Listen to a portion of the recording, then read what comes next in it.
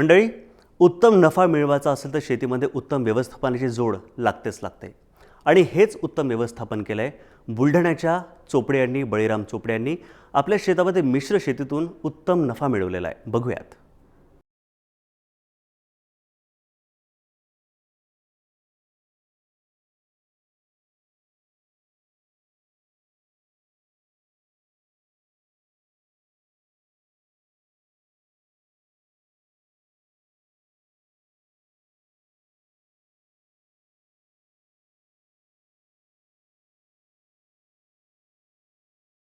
साडेतीन एकर शेती आहे. या शेतीमध्ये भुईमूग, कांद्याचं बी, काही गवार आहे, गहू आहे.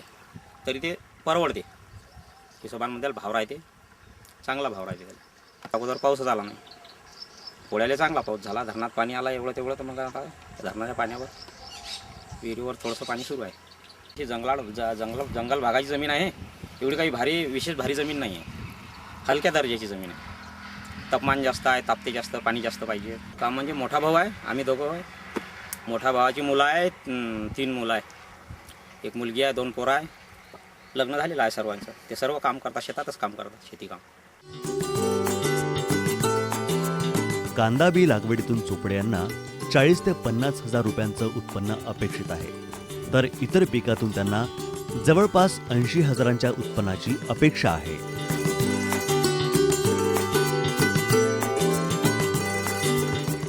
यामध्ये समजा आता आम्ही हे एवढं पेरलं, याला खर्च समजा भुईमुगाची ते 3000 रुपयाची बी आहे. या बाकीचा कांदा विकत आणून लावलेला आहे. या कांद्याला कमीत कमी समजा तो 10-15 हजाराचा कांदा विकत आणला. त्याचा सर्व टोटल 20-25 हजारापर्यंत आता आमचा गेला आहे लावून. बाकीचा खर्च, निंदणी, खुरपणी हे जाऊन सर्व काही जाऊन समजा आम्हाला त्यामध्ये 40-50 हजार रुपये असे काही मिळतात. याच्यावर आम्ही आमचं सर्व काही समजा असं भागवतो. एकूण वर्षभराचं उत्पन्न आपलं 70-80 हजारापर्यंत बस.